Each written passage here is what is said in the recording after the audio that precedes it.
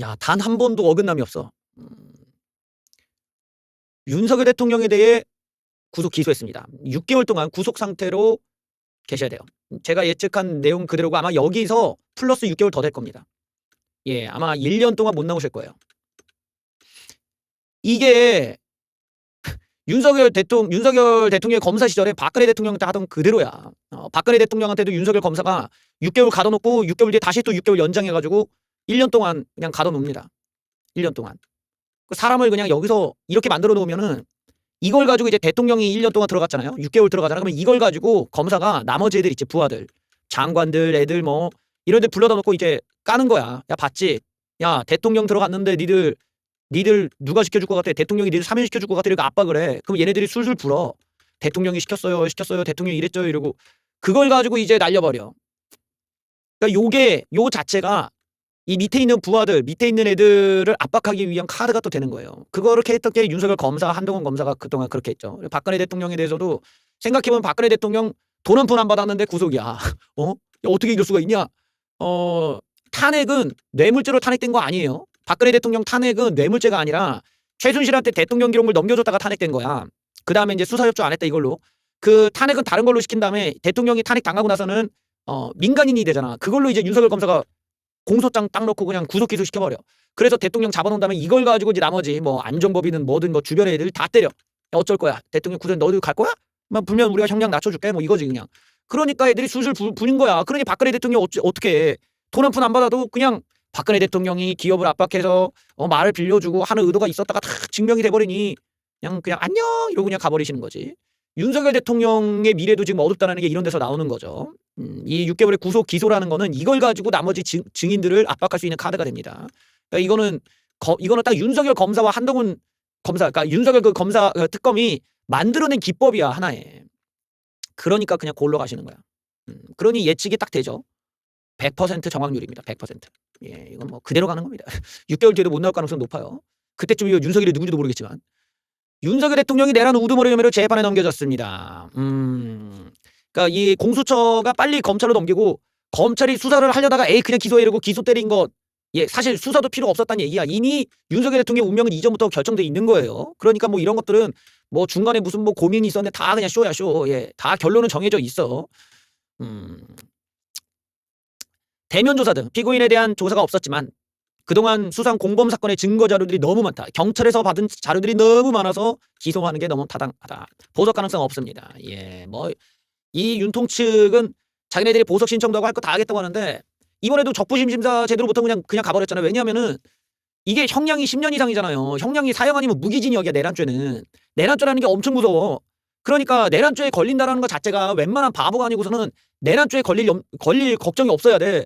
근데 그만큼 윤석열 대통령과 그 밑에 있는 계엄군들이 멍청했다는 거지. 내란죄라는 게 사형 아닌 무기징역이라서 10년 이상 어차피 보석이 안 돼 아예. 형량 자체가 이 정도면은 보석 불가능이야. 왜냐면 증거인멸, 도주 우려 그 외에 또 다시 어떤 뻘짓을 할 수가 있잖아. 또 다시 군인들 모아서 뭔 짓을 할지 모른다. 폭동을 일으킬지 모른다. 이런 사회적 우려 때문에 10년 이상 이런 진역형 애들 뭐 사람을 갖다가 막 계획 범죄를 해갖고 몇 명을 죽였다던가 뭐 이런 정신 나간 놈들은 보석 불가능해요. 불가능. 그냥 형 끝까지 살아야 돼. 이런 게다가 이거 내란이잖아. 이런 분들은 사면도 안 돼요. 사면시켰다가 망하는 거야 그 정부는. 그래서 이게 지금 윤석열 대통령은 이거 자기가 이제까지 많은 정치인들 이명박 대통령, 박근혜 대통령 뭐 그 주변에 있던 사람들 그렇게 많이 사망시킬 때까지 막 수사를 막 해왔던 거 모든 업보를 자기가 다 돌려받게 생긴 거예요 지금. 그것도 멍청한 틀투브나 보면서 멍청한 소리하고 멍청한 거 믿었다가 이게 지금 윤석열 대통령이 얼마나 지금 인생이 그냥 순식간에 망했는지를 보면은 그만큼 틀투브가 위험한 거야. 아니 보더라도 그냥 재미로 봐야지 그걸 진짜로 믿으면 어떡하냐고. 믿을 거면은 말이야 언론 사설이나 읽던가. 답답해 죽겠네. 지금 우리 윤석열 대통령의 구속이라는 거는 제가 이전부터 자꾸 얘기했지만 윤석열 대통령의 범죄 자체가 만약에 성립이 안 되거나 약간은 좀 법적으로 빗나갈 가능성이 있었다면 국방장관에서부터 그 밑에 있는 계엄군들이 구속되면 안 되는 거였어. 그런데 얘네들이 수사 초기에 검사, 경찰 얘네들이 수사도 안 해. 그냥 얘 내란죄인데요 이러고 뉴스만 낸 거야. 그냥 사실상 뉴스 나온 것만 내고 얘네 내란죄인데 했더니 다 구속된 거야. 그 초기에 뭘 수사할 게 뭐가 있습니까? 수사할 내용이 없는데. 그런데도 구속영장 청구해봤더니 다 받아줘. 다 체포영장 다 받아줘. 구속영장 다 받아줘. 구속기소 다 했단 말이야. 100%. 거의 뭐 오류가 있는 애는 무슨 수사 권한이라는 건 얼마든지 지정이 될 수 있는 거고 그 범주라는 것도 법조항이 다 허용 범위를 제한시켜주지 않았기 때문에 판사가 마음대로 정할 수가 있게끔 열어놨잖아. 공수처 같은 경우도. 하나도 안 먹힌다고. 근데 그런 작은 거 가지고 윤석열 한 명만 보호하려고 하다가 망한 거라니까요. 이 조직범죄가 이미 이만큼 수사가 진행돼 버리고 다 증언들이 막 나와버린 상황에서는 윤석열 대통령의 방어할 논리가 없었던 거죠. 그리고 이제 중요한 게 윤석열 대통령이 이 과정에서 자신의 무죄를 입증할 만한 증거를 하나도 제시하지 못했다라는 거예요. 내가 몇 번을 얘기를 하는데 계엄이라는 것을 하려면은 전시나 폭동이나 소요 사태나 뭐 국권분란 등등 많은 국민들이 인지할 만큼의 위험적 요소가 사건이 나와야 돼. 그게 뉴스가 됐든 어디로든 사람들이 알 정도의 엄청난 급변 사태가 벌어져야 된단 말이야. 그런데 그런 게 없었어. 그런 게 없는 상황에서 윤석열 대통령이 갑자기 내가 야당의 폐악질과 부정선거가 의심돼서 내가 계엄령을 했다 이거야. 야당의 폐악질이라는 거는 여야가 원내대표가 지금 합의 중에 있었기 때문에 무엇이 구체적으로 윤석열 대통령이 얘기하는 계엄에 준하는 폐악질이냐를 증명을 할 수가 없는 거예요. 여야가 원내대표가 합의 중에 있었던 사안이라서. 그게 예산안도 그랬고 간첩죄도 마찬가지고 다 지금 합의 중에 있었단 말이야. 그걸 갖다가 윤석열 대통령이 이걸 어마어마한 계엄이 필요한 어마어마한 국권분란이달라고 할 거면 야당이 뭔가 헌법을 어겼다. 야당이 뭔가 불법을 저질렀다가 증명이 돼야 되는데 그게 없었다는 거거든. 이러니까 불리해지지. 그러니 아무리 얘기를 해봤자 법정에서 그게 증거가 안 되고 씨도 안 먹히는 거 아니겠어요. 간첩죄의 경우에는 야당도 발의하고 여당도 같이 발의했단 말이야. 그런데 이걸 대상을 외국으로 이제 확장을 하자니 국회 행정처에서 반대가 나왔어. 이렇게 하면 안 된다.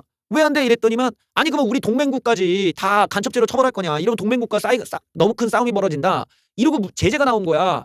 그러니까 그러면 일단은 다시 한번 얘기해보자. 그럼 이거를 중국으로만 제한할 거냐? 아니면 다른 나라 다 포함할 거냐? 아니면 동맹국은 뺄 거냐? 이 문제를 다시 얘기하자는 게 야당의 얘기야. 그리고 이 얘기는 국민의힘에서도 찬성을 했어. 국민의힘에서도 그러면 문제가 있으니까 우리 다시 한번 얘기하자라고 국민의힘 내부에서도 거기 나와서 얘기했단 말이야. 그러니까 이걸 가지고 간첩죄를 반대했다고 얘기를 하고 있으니 앞뒤가 안 맞는 주장이 되잖아. 발의한 게 민주당도 같이 발의했는데 동시에 예산안도 원내대표가 원래는 연말에 같이 합의를 하잖아요. 12월 달에. 아직 12월 달 다 가지도 않았는데 그걸 가지고 계엄을 하고 앉아있으니 이건 사람 이해를 못하는 거지. 윤석열 대통령이 그 이유가 아니라 다른 이유로 계엄령을 했구나를 알게 해주는 대목이잖아요. 또 다른 주장은 부정선거를 내가 증거를 찾기 위해 했다 이거예요. 그러니까 뭐 팩트체크를 위해서래. 증거가 있어서가 아니라 이것도 잘못된 거지. 계엄을 하려면 증거를 발견하고 나서 계엄을 했었어야지. 그래도 될까 말까인데 증거가 있어야 이게 계엄 사유 다가 되는데 증거가 없는데 증거를 찾기 위해 계엄을 했다? 이게 무슨 말 같지도 않은 소리냐는 거야. 계엄을 하려면은 어떤 사건이 벌어져야 계엄을 할 수가 있는 거야. 계엄은 사건의 대응책으로 나오는 방법이지 사건을 해결하기 위한 방법이 아니라고. 그러니까 윤석열 대통령 쪽이 지금 논리적으로 법적 논리랑 안 맞는 자기네들이 오히려 주장하고 있는 게 불법 계엄이라는 걸 인정한 셈이라고. 부정선거의 증거를 내가 발견했다. 발견했기 때문에 이건 부정선거라서 이걸 다시 잡기 위해 계엄령을 선포했다가 돼야 되는데 그게 아니라 지금 주장은 부정선거일 것 같아서 증거를 찾기 위해 계엄령을 했다야. 계엄령은 그렇게 발의하면 뭐가 돼요? 내란이 되는 거라고. 근데 지금 엉뚱한 소리라고 있으니까 하나도 안 먹히는 거죠. 그 다음에는 이 절차적인 문제들이 있잖아요. 국무회의가 있었냐, 부서가 있었냐, 보고책이 지켰냐, 포고령에 제대로 된 결재가 있었냐, 이게 어떤 합헌적인 판단이 있었냐 등등등이란 말이야. 그런데 이것들을 하나도 지금 증명을 못하고 있다라는 거예요. 이 윤석열 측에서 얘기하는 거는 우리들의 해석, 우리들은 국무회의가 있었다고 해석한다. 우리들은 포고령이 합헌적이라고 해석한다. 왜냐하면 포고령이 그게 실존할 생각은 없었기 때문이지. 이런 식이야. 자기네들의 해석만 가지고 나열하지 그 증명할 수 있는 물질적인 내용들. 이거를 아니야 이거를. 그러니까 지금 윤석열 대통령이 구속까지 되고 지금 바로 난스탑으로 탄핵 유죄로 향해서 가는 겁니다. 이게 어떤 느낌이냐면 지금 윤석열 대통령 측이 주장하는 거는 내가 사람을 이렇게 찔러서 이렇게 사망하게 했어. 근데 이걸 법정에 가서 뭐라고 하냐면 아니 내가 칼로 찌른 게 아니라 상대방이 와서 찔렸어요. 나는 가만히 있는데 얘가 알아서 찔리더니 깨끗하고 죽었다니까? 이런 식으로 얘기하는 거라는 거야. 누가 보더라도 자신들이 능동적으로 이걸 계획하고 진행을 해놓고 결과적으로 우리는 한 게 아무것도 없이 가만히 있었다라는 식이니까 이게 법적인 해명, 법적인 변명, 법적인 변호에 있어서는 아무런 가치도 의미도 없는 거지. 누가 이런 말을 수긍하고 따라서 무죄를 주겠냐는 거지. 무죄 가능성이 1도 없다는 거야. 이러면. 자기네들이 오히려 혐의를 인정하고 있는 셈이라는 거예요. 즉 이 모든 것들의 불법적 과정성에 대해서 인정하고 있다는 겁니다. 자신들의 해석만 어떻게든 축소해서 얘기할 뿐이지 그것들을 반박할 부서가 등장한다는 게 속기록이 있었다든지 체계가 잘 지켰다라는 하다못해 다수의 증언이라도 있다든지 아무것도 없죠. 심지어 포고령 자체도 그게 위헌이란 걸 자기네도 인정하니까 지금 축소된 해석을 하고 있는 거거든. 이게 스스로를 불리하게 만드는 겁니다. 그러니까 내 생각에는 변호인들이 변호 능력이 별로 없어. 지금 변호를 하는 게 아니라 오히려 입증을 해주고 있거든. 또 문제는 국회에다가 군인을 왜 투입했냐가 또 문제가 되죠. 이게 헌법재판소에서도 질문이 여러 번 나왔는데 군인을 가지고 거기다 왜 들어갔냐? 국회를 막을 생각, 국회의원들을 끌어내릴 생각, 국회를 어떻게든 방해할 생각이 아니라면 그러면 군인들을 여기다 애초에 보낼 이유가 없지 않냐? 왜냐면 질서 유지는 경찰들로도 얼마든지 할 수 있는 건데 왜 군인을 보내냐가 이제 설명이 안 돼. 근데 여기에 대해서 윤석열 대통령 측이 얘기했던 건 국회 질서 유지를 위해서 투입했다라는 거야. 즉 이거는 윤석열 대통령과 국방장관이 명령을 했다는 걸 인정하는 거잖아요. 국회에 군인을 보냈다는 걸 인정해버리니까 점점 밀리는 거라고 지금 논리가. 여기에 국회의원을 끌어내라고 했냐? 이 얘기는 전화통화가 있었다라는 거야. 전화통화를 했냐 안 했냐가 부터 논란으로 가야 되는데 전화통화 인정해버려요. 인정하고 내가 말한 건 국회의원이 아니라 요원이래 요원. 말장난을 하는 거지. 요원을 끌어내라고 명령을 했대. 아니 요원을 끌어내라는 명령을 애초부터 국회로 군대를 안 보내면 되잖아. 보내놓고 끌어내라는 걸 누가 믿겠어.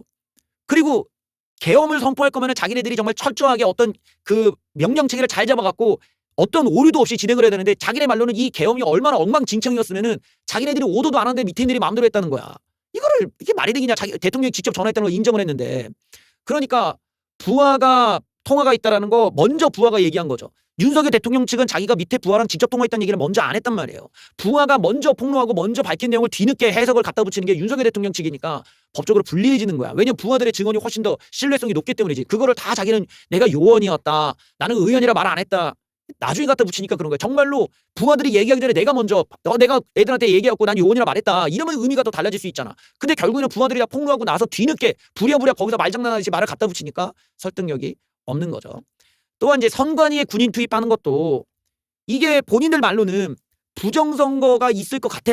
부정선거의 증거를 찾기 위해 선관위에 군인을 보냈다라는 주장이야. 그래서 증거를 한번 찾아보기 위해서 보냈다라는 건데 그럴 것이면 필수적으로 계엄 선포할 때와 포고령에 그리고 국무회의 때도 얘기를 했어야 된단 말이에요. 근데 이상하게 부정선거에 대한 이야기는 포고령에도 없고 계엄 선포 때도 없고 국무회의에도 없었단 말이죠.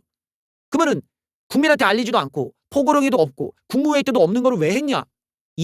여기에 대해서 명확하게 내란의 의도가 있다는 게 드러나는 거야. 내란이라는 거는 결국 군인들의 권력을 이용해서 국민들에게 알리지 않은 어떤 음흉한 목적, 나만의 권력을 남용하겠다라고 하는 이 의도가 내란의 목적이자 내란의 실체잖아. 선관위에 군인을 투입한 거를 사전에 국민들에게도 국무위원들에게도 알리지 않았다는 것 자체가 얼마나 음흉한 목적이 있었는지가 드러나는 거잖아요. 그거를 지금 말을 어떤 식으로 하는지 증거를 찾기 위해 보냈다고 하니까 여기서 본인들이 다 이런 식의 내란에 대한 자기네들의 음흉한 목적을 다 드러낸 셈이라는 거야. 본인들의 말로는 선한 의도, 나는 순수한 의도다. 이걸 알려주기 위해서. 그러면 순수한 의도인데 왜 공개를 안 했냐가 모순이잖아요. 순수하지 않았기 때문에 여기서 이제 내란의 의도가 있구나를 알 수가 있는 거지. 쉽게 말하면 부정선거의 증거를 찾기 위해서가 아니라는 거예요. 부정선거의 증거를 만들기 위해서 보낸 거지. 부정선거가 없지만 군대를 보내서 선관위 관련자들을 잡아서 고문을 하고 강제로 거짓말을 말하게 만들고 위증을 만들고 지들이 서버에 들어가갖고 어떻게든 거기서 부정선거 조작을 해갖고 지들이 조작했고 부정선거에 거짓된 증거를 만들어서 그걸로 국민들을 속이고 그걸로 폭동을 만들든 뭐 세상을 뒤집고 그 다음에 자신들이 원하는 입법기구를 만들기 위한 이런 내란의 목적을 가진 거 아니냐라는 게 더 분명해지는 거잖아. 정말 순수하게 우리는 체크만 하고 싶었다면은 못하러 여기에 비선 민간인이 명령을 하게 만들고 못하러 국민들한테 모르게 진행을 하며 못하러 그들을 고문할 생각까지 하고 있었냐.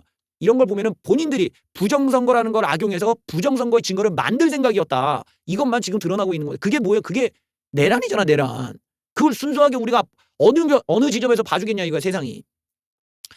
결국에는 이게 좀 윤석열 대통령이 아주 불리해지는 이유고 여기서 윤석열 대통령의 어떤 주장들이 나는 부정선거의 증거가 없다고 인정했잖아요. 부정선거의 증거가 나한테 있다. 근데 내가 언제 공개하겠다던가 뭐 이런 게 있어야 검찰이든 수사기관이든 법정에서도 그런 게 있어요. 이러고 뭔가 기다려주거나 다른 여지가 있을 텐데 윤석열 대통령은 증거가 없다. 내가 증거가 없고 그냥 확인하는 차원에서 군대를 보냈다고 얘기해버렸다는 거는 검찰 즉 수사기관한테 자신들의 전력을 노출한 셈이에요. 나는 아무 증거가 없어. 수사기관 나를 구속 기소해줘. 이런 식이라는 거지. 바보잖아 바보. 전략이 바보라는 거야. 내가 뭐가 있는지 없는지는 상대방한테 알려주면 안 되는데 자기 패를 다 공개를 하고 있는 거지. 난 아무것도 없어. 근데 나의 의도는 순수해. 이러면은 수사기관이 그렇구나 너의 의도는 순수하구나. 그래 윤석열아 네가 과거에 박근혜 대통령한테 순수한 의도를 네가 믿어줬냐 임마? 너도 당해봐 임마. 이러고 그냥 가는 거잖아. 언제부터 우리나라 대통령 수사할 때 그렇게 순수한 의도로 봐줬냐. 뭐 이명박 대통령이나 박근혜 대통령 뭐 다 무슨 뭐 나쁜 의도야? 그 사람들이 삼성한테 얘기하고 뭐 기업한테 얘기했을 때 그걸 뇌물 달라고 얘기한 거겠어? 다 나라를 위해서 얘기한다고 하지? 그런데 윤석열 검사, 한동훈 검사는 어땠어? 그런 의도를 좋게 봐주질 않았잖아. 다 음흉한 의도다. 니들 다 뒤로 이렇게 받고 말이야. 뇌물 받을 생각이었지. 이러고 골로 보낸단 말이야. 언제부터 의도를 받아줘 검사가. 윤석열 검사도 안 그랬어. 똑같이 당하는 거예요. 지금 나오는 이 시기면은 저 내용들은 의도 자체가 부정선거를 부정한 방법으로 증거를 만들어서 고문하고 거짓 증거를 만들어서 국민들을 속일 생각을 갖고 있었다라는 의도가 더 분명하겠지. 그래야 설명이 가능하잖아. 그런 목적이었기 때문에 국민들한테 얘기를 안 하고 주작질하려고 했던 거 아니냐. 그리고 그런 전략을 검찰한테 다 노출해버리니까 상당히 불리한 싸움을 할 수밖에 없다. 이러니 구속 그 이후에 이제 탄핵과 유죄는 거의 이제 기정사실화된 거 아니냐 이렇게 봐야겠죠. 그리고 형량도 어마무지하게 받을 수밖에 없을 겁니다. 특히 선관위에 군인을 보냈다라는 지점에서는 지금 제가 얘기하는 쪽으로 법원도 볼 가능성이 높아요. 아 이게 부정선거의 증거를 찾기 위함이 아니라 부정선거의 증거를 만들기 위해서구나. 그렇게 해서 선동하고 자기네들의 유리한 입법기구를 만들기 위해서 국회를 간 거구나. 이런 왁구가 딱딱 만들어지거든. 그렇게 해서 이제 날려버리는 방식이 윤석열 검찰 특검이 만든 하나의 룰이기도 했죠. 이제 본인이 당할 차례가 된 겁니다. 우리 윤통께서 새 메시지를 보냈는데 뭐라고 하셨냐. 어떻게 이게 내란이 되나. 기존 입장을 반복하셨다고 합니다. 거의 이 정도면은 만절이죠, 만절. 제 별명이 만절인데 거의 저를 따라오시는 것 같아. 이런 얘기, 이 만절이가 뭐냐. 했던 얘기 또 하고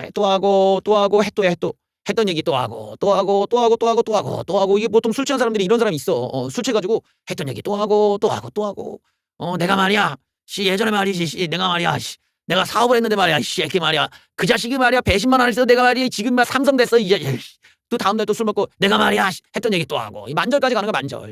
그렇죠. 1절 2절 3절 4절 가갖고 이제 만절이 이러면 기존의 반복 만절이 이러면 이제 약발이 떨어져요. 약발이. 이거 윤석열 대통령이 이렇게 가시면 안 되는데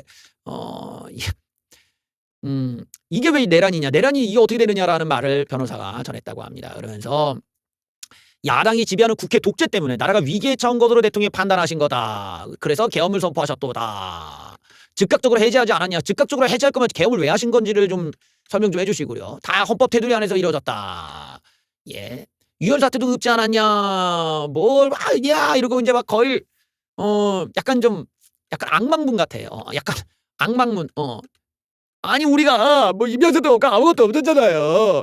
왜 이렇게 악망 좀 봐주세요. 좀 봐달라는 건데 이게 되겠습니까?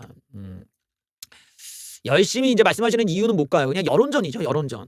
근데 윤석열 대통령께서 이번에 보이고 있는 행태나 태도를 보면은 상당히 좀 우리 모두에게 그러니까 좀 상식적인 접근에서 볼 때 너무나 좀 불편한 장면들이 많단 말이에요. 그러니까 저런 어떤 자기네들 입장만 내세우고 나는 죄가 없다. 무조건 외부 탓이다. 이건 다 외부 탓이다. 근데 결국은 체포당하고 구속당한단 말이야. 그러니까 이런 것들 이런 뻔뻔함이라는 게 흔히 말해서 이제 중도나 상식적한테는 불편감을 준단 말이에요. 왜냐면은 정치인들은 무죄 추정의 원칙만 앞세워서 보호받아서는 안 돼요. 우리가 국민의힘이든 민주당이든 혹은 국회에도 윤리위원회라는 게 있어요. 윤리적인 판단을 한단 말이야. 아니 그 사람들 3심 재판까지 안 보고 왜 윤리위를 돌리나요? 왜 막말 좀 했다고 왜 처벌을 시키고 무슨 뭐 5.18에 대해 말 한마디 했다고 처벌을 시키고 어디 뭐 국회의원도 사람인데 뭐 쌍욕할 수도 있지. 그런 거 가지고 왜 막말로 왜 윤리위원회 왜 회부를 시켜. 그들은 특권층이니까 그런 거란 말이야. 권력자들은 불체포, 특권의 불소추, 특권의 연봉도 많이 받고 보좌관도 받고 지들 엄청나게 보호 많이 받아. 그게 국민의 세금으로 이루어지는 거야. 그만큼 그들에게 가해지는 윤리도덕적 기준은 높은 거예요. 근데 그런 인간들이 자기가 불리할 때는 무죄 추정의 원칙을 얘기한다?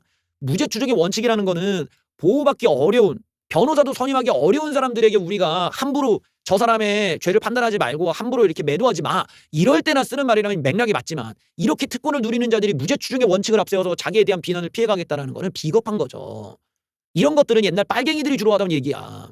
적어도 우리가 권력자이고 또 어떤 배지를 달고 있고 하다못해 더 높은 장관급이고 대통령급 되면은 윤리 도덕적 책임감을 가져야 돼요. 내가 지금 보이고 있는 게 국민들 앞에서 모범적이지가 못하구나. 내가 어떤 집안의 아이들한테 교육적이지가 못하구나. 나의 이런 모습이 우리나라 정치 풍토의 발전에 저해를 시키는구나.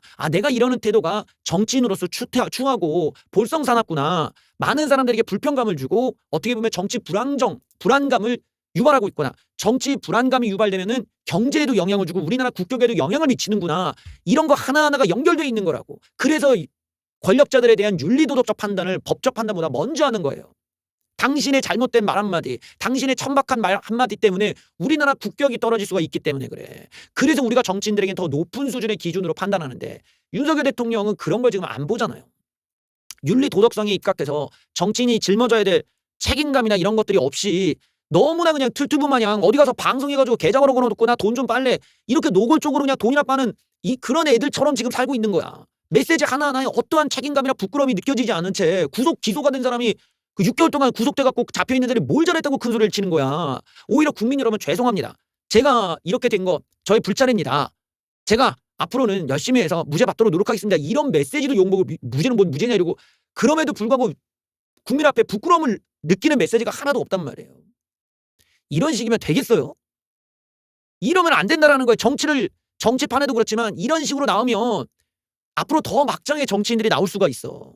이런 걸 우리는 비판해야 이재명이나 좌파들 운동권들의 불법성에 대해서도 아주 강하게 우리가 비판하면서 너희도 윤리도덕적으로 책임을 져라 이렇게 얘기할 수 있는데 윤석열 대통령이 완전히 뭐라고 하지 나사가 몇 개가 빠졌는지 몰라 지금. 그냥 아예 폭주야 폭주. 저렇게 나가면 이재명도 똑같이 저럴 거 아니야. 이재명도 유죄 받고도 그냥 여러분들 이건 다 사법부가 엉망이라서 그렇습니다. 나는 잘못 없습니다. 아무런 부끄럼도 안 느끼고 막 나갈 텐데 누구나 다 이런 식으로 부끄럼도 안 느끼는 정치인들이 판을 치는 세상에 제대로 굴러가겠어요? 그냥 다 범죄자 집단 갱스터 집단이 되지? 이런 점에서도 참 이렇게 불량스러운 대목인데 여론전에 지금 이제 실패를 하고 있는 모습을 보여주고 있습니다. 여론전이 왜 실패하시냐? 윤석열 대통령의 여론전이 이렇게 불편한 메시지를 기반으로 하는 이유는 오직 틀투브와 사이비 이단 종교 광신도들에게 의존하고 그들을 향한 메시지니까 그런 거예요. 즉 다시 말해서 어차피 인생이 똥들이야. 똥들인 애들한테 똥 같은 메시지를 던져주는 것에 불과하다는 거야. 이러니 여론전이 먹히지가 않는 거라고. 여론전을 던질 거면은 적어도 그런 사람들 포함해서 더 넓은 저변에 더 많은 이 나라의 상식을 갖고 있고 정치인이 더 많은 책임감을 짊어져야 된다고 생각하는 이런 사람들에게도 어필이 돼야 될 거 아니야. 지금 저런 태도 자체가 무책임의 전형을 보여주는데 저런 거에 공감하고 끄덕거릴 사람들은 광신도들밖에 없다는 거지. 어떤 종교적 광신도나 틀튜브처럼 아무 생각 없이 그냥 무조건 추종해야 할 수밖에 없는 이런 게 강요당한 사람들 말고는 먹히지가 않는단 말이에요. 결국 이것들은 광신도들에게 광신도들이 이제 길바닥에 나와서 막 반발을 하고 이런 장면이야. 그냥 시각적 자극일 뿐이지 그게 무슨 놈의 확장성이 있고 그게 무슨 놈의 여론입니까? 의미가 없는 거야. 여론이 아니라고. 결국에는 한계가 명확한 집단에게만 메시지를 던지고 있으니까 여론전이 먹히지가 않아요. 또 다른 점은 전응한 광신도들을 내 편으로 만들려면 필요한 게 뭐냐? 증오심이야. 증오심. 증오심을 막 넣어야 되는데 이 증오심을 넣는다는 게 문제가 뭐예요? 끝도 없이 적을 만든다라는 거야. 왜 틀투부들이 맨날 지들끼리 싸웁니까? 지금도 돈통 가지고 지들끼리 싸우잖아요. 시위한 애들끼리 또 싸워. 이쪽 교회파 저쪽 교회파끼리 또 싸워. 한 해 만에 지들끼리 막 지격대고 왜 싸우냐고요. 증오심을 퍼뜨리는 데만 방송 컨셉에 맞춰져가지고 맨날 남 욕하는 것만으로 방송이 채워지니까 그런 거야. 그런 거는 방송 준비할 게 필요가 없지. 남 욕하면 되고 남 뒷담화 까면 되고 남 앞담화 까면 되고 남에 대해서 없는 얘기 있는 얘기 지어서 그냥 갖다 붙이면 되고 어디 단톡방에서 누구 욕하는 거 갖고 내가 그냥 방송하면 되는 게 뭔 의미야 그게. 그게 무슨 놈의 정치야. 그런 게 우리가 흔히 회사 생활이든 어디 학교 생활이든 어디서 못돼 먹은 애들끼리 모여가지고 뒷담화 까는 것밖에 더 돼? 그런 걸 가지고 돈 벌겠다고 하니까 지들끼리 맨날 싸우는 거예요. 거기에는 미래가 없고 나라가 없고 국격이 없고 윤리 도덕이 없잖아요. 그러면 나라 발전이 어떻게 되냐고. 그런 식의 주장대로면 어떻게 나라 발전이 되냐는 거 맨날 증오심만 해갖고. 정치가 증오하라고 있는 게 아닌데 맨날 적을 늘리니까 이제는 민주당과의 대립을 넘어서 이제는 사법부 법원이랑도 싸워. 그 다음에는 또 무슨 판사랑도 싸워. 그 다음에는 검사랑도 싸워. 공수처랑 싸워. 이제는 하다 말고 헌법재판관이랑 싸워. 맨날 싸워. 이게 뭐야? 적을 늘린다라는 거야. 거기다가 중도 우파에 우파도 다 날리고 중도 사람까지 다 적으로 돌려. 그럼 뭐가 남는 거야? 고립이야 고립. 이게 먹힐 방법은 하나밖에 없어요. 공포정치밖에 없어. 그런데 이미 대통령이 끈 떨어졌지 힘 떨어졌지 자기가 할 수 있는 게 뭐가 이게 저 안에서 그냥 징징대는 거 말고는 없고 거기다가 틀튜브 사이비 광신도들을 누가 무서워해. 누가 보더라도 그냥 전응아들인데 아니 머리에 든 게 있냐 무슨 지들이 이념에 대해서 설명할 능력이 있냐 역사를 하냐 뭐를 하냐는 거야. 아무것도 아는 게 없는 애들인데 멍청해가지고 할 줄 아는 거 음모론만 얘기하고 맞는 둥 아닌 둥 사실도 아닌 거 가지고 지어내기만 하고 그런 애들을 누가 무서워하냐는 거야. 그런 애들 10,000명 1,000명 100만 명이 와도 무섭지가 않아. 아무런 토론할 능력도 없는데 팩트가 없으니까 반박도 못하고 맨날 남욕만 하고 그런 애들한테 공포감을 느낄 사람이 없으니까 공포정치도 안 먹혀. 협박정치도 안 먹혀. 지들끼리 인민재판 하듯이 몰려가서 린치가 하고 어디 댓글 주작질이 나고 그딴 걸 누가 무서워하고 그걸 누가 여론으로 믿겠냐 이거야. 그러니 여론전이 먹히지가 않아요.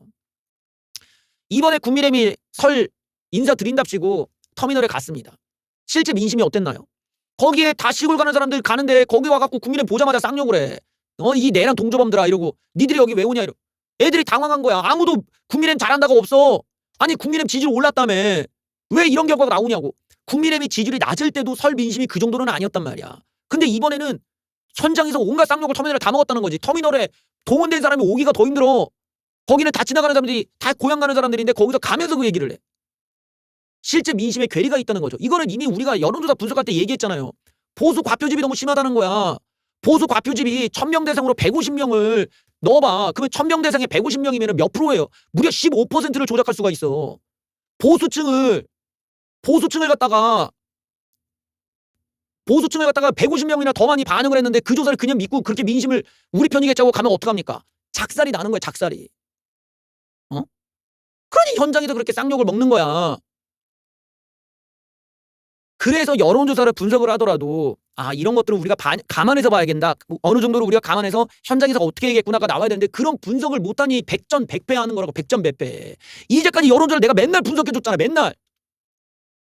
선거 때도 마찬가지고 우리가 이런 과표집 현상이라는 거는 선거 때라든가 특정한 이슈가 있으면 항상 나타나. 그래서 막 튀는 조사를 보면 이거는 걸러서 보자 이런 느낌을 갖고 있어야 돼. 그런데 언제부터 지들이 여론조사를 이렇게 잘 믿었다고 떨어질 때는 못 믿겠다 이러다가 이제 오르니까 믿겠다 그러고 저꼴 나는 거 보세요. 실제 민심이 다르다는 게 그런 데서 느껴지잖아. 결국에는 이게 여론전의 한계가 지금 드러나고 있잖아요. 여론조사에 반영된 것과 실제 민심이 이렇게 다르다는 걸 알면서 이런 데서도 이게 다르구나. 실제 민심이 전혀 다르구나. 이제 고민이 시작되는 대목입니다. 또한 이번에 이제 윤통의 지지층들 서부지법에 잡힌 애들을 보면은 특정 종교 집단에서 동원된 사람들이라는 게 드러났죠. 여기에는 우리가 알고 있는 그 기독교 단체뿐만 아니라 다른 기독교 단체도 개입이 돼 있다는 것도 드러나 있습니다. 그리고 증언에 의하면 이제까지 젊은 애들, 연단에 올렸던 애들 중에 잘생긴 애들, 젊은 애들은 다 비싸게 돈 주고 연단에 서게 했다는 증언까지 지금 나와 있어요. 쉽게 말해서 돈을 주고 만든 거짓된 집회 시위 문화였고 또 시민들의 자발적 참여가 아니라 사이비 이단 종교에서 동원된 사람들이라는 게 어느 정도 드러났다는 겁니다. 그러니까 여론전이 실패하는 거예요. 이번에 서부지법의 사건을 통해서 그들의 실체들, 여기서 강하게 윤석열을 옹호하는 사람들은 누구인가? 이런 식의 불법적인 일들이 벌어졌는데도 불구하고 강하게 지지하는 사람들은 종교적인 목적에 의해서 동원되거나 돈을 받고 나온 애들 말고는 거의 자발적인 참여는 극소수겠구나라는 걸 유추하게 만들었다라는 거예요. 또 윤석열 대통령의 메시지가 지나치게 근거 빈약하고 반복적이야. 반박할 자료를 준비해서 여론전을 하는 게 아니라 자기 중심적인 해석만 지금 내놓고 있는 거야. 그런 거에 누가 관심을 갖냐는 거야. 무슨 자기가 하나님의 아들도 아니고 하나님이야 뭐야. 교주가 내 말을 따라라. 내가 너를 때리더라도 이건 너의 병을 치료하는 거라고 뺨 때리고 있고 내가 여기를 만져도 이건 너를 치료하는 거라고 막 몸을 만져대고 이게 교주라는 짓 아니야. 뭐든지 내가 하는 말만 들어. 이거는 사이비 교주 형태란 말이에요. 그게 아니라 이 나라에는 합리적인 판단을 위한 기준이라는 게 있어. 그 기준이라는 거는 물적 증거를 얘기를 해야 돼. 갖고 와야 돼. 서류가 있거나 도장을 찍은 게 있거나 녹취록이 있거나 영상이 있거나 따다닥 갖고 와야 사람들이 믿어주지. 아무것도 없이 난 그렇게 생각한다께 이러면은 그게 뭔데? 자기가 교주야? 자기가 하나님의 아들이고 뭐야? 그게 아닌데 그걸 누가 믿으라는 거야. 그러니 이게 설득력이 없고 공감대 형성이 어려우니까 시간이 지날수록 너무 지루해져 지금. 같은 얘기 또 하고 하면 지루하고 그냥 듣기 싫고 그냥 일로 들어갔다 일로 나오리잖아요. 윤석열 대통령의 지금 메시지가 이미 구속이 되면서 끝났지만 그 메시지도 이제 진부하다는 거야. 새로운 거 없어요? 어디 중국 간첩 얘기라도 하든가 북한 간첩 얘기라도 하든가 빨갱이 뭐가 없나? 뭐가 나와줘야 우리도 먹고 살 거 아니야. 근데 윤석열 대통령 그냥 자기 안에 해석만 얘기를 해. 아니 당신의 해석 말고 물적 증거 CCTV 중국 간첩이든 뭐든 새로운 걸 좀 얘기를 해달라는 거야. 어떻게 정부의 대통령이라는 사람이 아무런 정보가 없어. 아무런 정보가 없고 아무런 근거가 없는 틀트부 말을 그대로 믿고 있어. 이런 사람을 어떻게 대통령으로 계속 앉힐 수가 있겠어. 그러니까 탄핵이 100% 나올 수밖에 없다고 보는 거지. 대통령이라는 사람이 정부 보고서를 믿는 게 아니라 틀트부를 믿고 있고 대통령이라는 사람이 자기가 더 많은 정보를 알고 있을 텐데 그 더 많은 정보 안에서 어떤 문제가 있는지를 얘기를 못하고 앉아있으니 그럼 문제가 없는데 계엄을 왜 한 거야. 이런 대목에서 윤석열 대통령이 모순이 있다는 겁니다. 끝으로는 부정선거의 증거가 없잖아요. 지금 부정선거 음모론자들이 원래는 세력이 줄어들었단 말이야. 왜냐면 증거가 안 나오지. 이미 다 반박됐지. 이러니까 얘네들이 세력이 줄어서 밖에도 못 나올 정도였는데 윤석열 대통령이 지금 남아있는 이제 부정선거 음모론자들 이 사람들의 지능이 떨어지는 걸 악용하고 있는 거거든요. 그런데 윤석열 대통령 측이 새로운 증거는 하나도 제시하지 못하면서 점차 그 전응아들도 서로 간에 지금 의심하고 좀 지쳐가기 시작합니다. 왜냐면 이 사람들은 자기네끼리 기대치를 막 올려놨거든. 윤석열 대통령이 곧 브리핑을 할 것이다. 윤석열 대통령이 증거 내놓을 것이다. 윤석열 대통령 뭔가를 알고 있다. 윤석열 대통령이 증거를 가지고 계신다. 윤석열 대통령이 판을 엎을 것이다. 하나도 안 나와. 한 번도 안 나와. 새로운 게 아무것도 안 나와. 그래놓고 헌법재판소에서 드디어 부정선거 얘기를 하는데 그 증거들이 이미 다 반박된 배춧잎이 어쩌니 표가 붙었다느니 뭐 빳빳한 종이가 어쩌다느니 이미 다 반박된 자료야. 그러니 부정선거를 기대하던 사람들 입장에서 얼마나 실망감이 커요. 그 사람들 입장에 다 보던 건데 나온다던 새로운 증거 언제 나옵니까?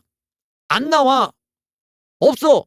결국 이렇게 질질질질질 끌고 없는 거 가지고 결국 헛된 기대감만 주고 내부적인 분열으로 갚는 겁니다.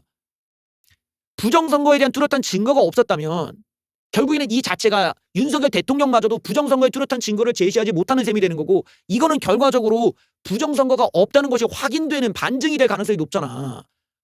그러니까 부정선거를 주장하는 애들은 불안한 거야.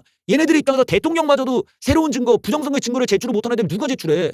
그러니 자기네끼리 싸우고 이제 불안감이 커져가고 이 결과가 윤석열 대통령이 이대로 그냥 뭐 반박 자료도 하나 제시하지 못한 채 그냥 가버리시면 뭐예요?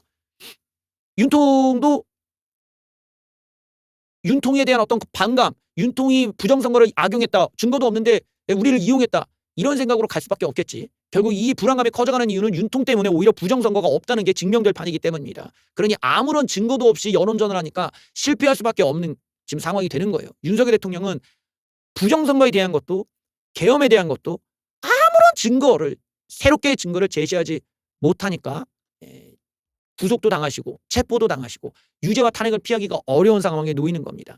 틀트브를 보시는 분들은 윤통이 어떻게든 새로운 무언가를 제시할 거를 기대할지 모르지만 그런 일은 벌어지지 않을 겁니다.